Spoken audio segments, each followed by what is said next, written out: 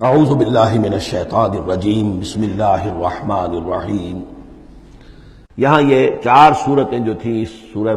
اس group کی، میں نے عرض کیا تھا کہ چار ایک مزاج کی ہیں، اور اب جو چار ہیں وہ ایک مزاج کی ہیں، اور یہ چاروں اب شروع جو ہو رہی ہیں وہ الف لام میم سے ہو رہی ہیں۔ ان میں سب سے پہلی سورۃ العنکبوت، بسم اللہ الرحمن الرحیم، الف لام میم، احسب الناس ان یترکوا ان یقولوا آمنا وهم لا یفتنون، صدق اللہ العظیم۔ یہ صورت مبارکہ اچھی طرح نوٹ کر لیجئے کہ تقریباً تعین کے ساتھ ہم کہہ سکتے ہیں کہ یہ سن 5 نبوی میں نازل ہوئی ہے،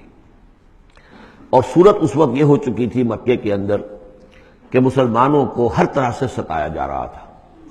3 سال تک تو یہ ہوا ہے، حضور نے جب اپنی دعوت کا آغاز کیا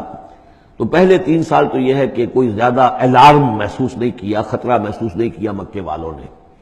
بلکہ انہوں نے کوشش یہ کی کہ چٹکیوں میں اڑا دیں۔ استہزاء ہے، تمسخر ہے، شاعر ہے، سائر ہے، یہ ہے وہ ہے، جو بھی کہہ کر کہ جیسے کہ ول جو ہوتی ہے کسی کی، اگر یہ ان کی جو ول ہے اس کو کل کر دیا جائے تو اگر یہ بددل ہو کر بیٹھ جائے محمد تو یہ سارا معاملہ خود ہی ختم ہو جائے گا۔ جو داعی ہے، جو لیڈر ہے، اگر اس کی جو قوت ارادی ہے اسے کسی طرح ختم کر دیا جائے تو استہزاء سے، تمسخر سے، یہ پرسیکیوشن جو تھی وربل تھی، زبانی۔ لیکن جب انہوں نے دیکھا کہ یہ دعوت تو بڑھ رہی ہے، اور سب سے بڑھ کر یہ ہے کہ ہمارے غلاموں کے طبقے میں سے لوگ ان کے پاس آ گئے ہیں اور ایمان لے آئے ہیں، اور ہمارے نوجوان ان کے گرویدہ ہو گئے ہیں، ہمارے نوجوان ان کے پر ایمان لے آئے ہیں، اور اونچے گھرانوں کے نوجوان، مصعب بن عمیر آ گیا ہے، اور عثمان ابن عفان آ گیا ہے رضی اللہ تعالیٰ عنہما، اور فلاں آ گئے ہیں، سعد ابن ابی وقاص آ گیا، وہ بھی نوجوان تھے، یہ جو اس طرح کے اونچے گھرانوں کے لوگ آ گئے ہیں۔ تب انہوں نے پھر فیصلہ کیا کہ اب ان کو سزا دی جائے، انہیں مارا جائے، انہیں گھروں میں بند رکھا جائے، اور خاص طور پر جو غلام تھے بیچارے، جن کے کوئی وہاں حقوق تھے ہی نہیں۔ غلام تو اپنے آقا کی ملکیت ہوتا تھا، وہ اگر آقا اپنے غلام کو قتل بھی کر دے تو اس پر کوئی جرم نہیں، اس لیے کہ ایسے ہی ہے جیسے کہ آپ کی بکری تھی،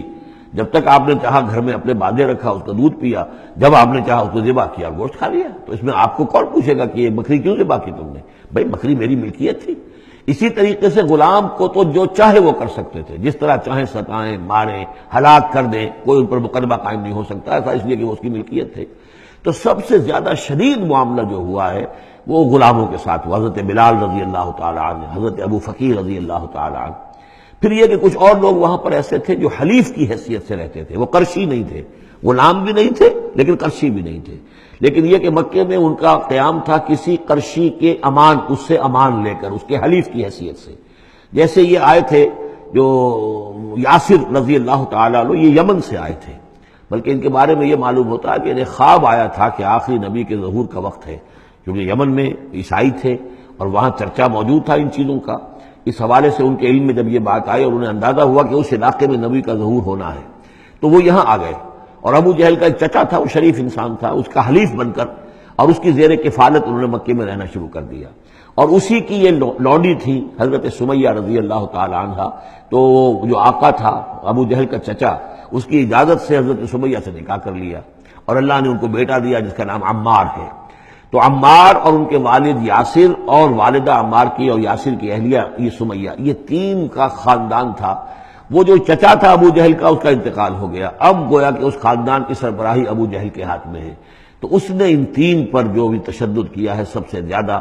2 کو تو اس ٹارچر کے ذریعے سے، اور ٹارچر کے پھر آخری نتیجے میں ان کو دونوں کو شہید کر دیا، حضرت یاسر کو بھی اور حضرت سمیہ کو بھی رضی اللہ تعالیٰ عنہما۔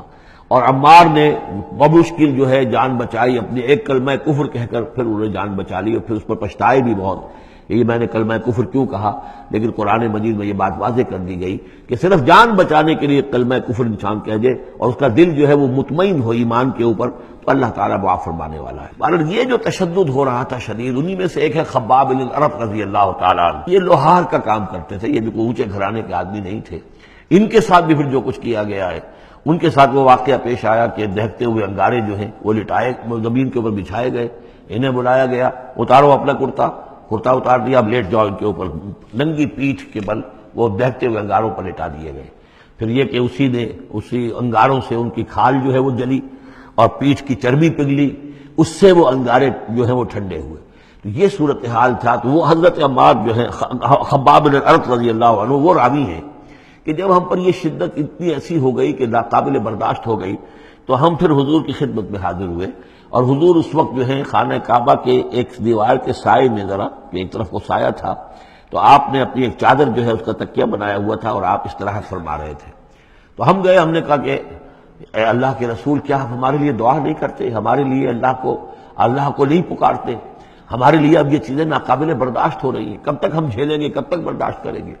لیکن یہ کہ وہ کہتے ہیں کہ حضور کو یہ ناگوار گزرا، آپ اٹھ کر بیٹھ گئے اور آپ نے فرمایا خدا کی قسم تم جلدی مچا رہے ہو، ابھی تو تم پر وہ چیزیں آئی ہی نہیں ہیں جو تم سے پہلوں پر آئی تھیں۔ ان کے ساتھ تو یہ بھی ہوتا تھا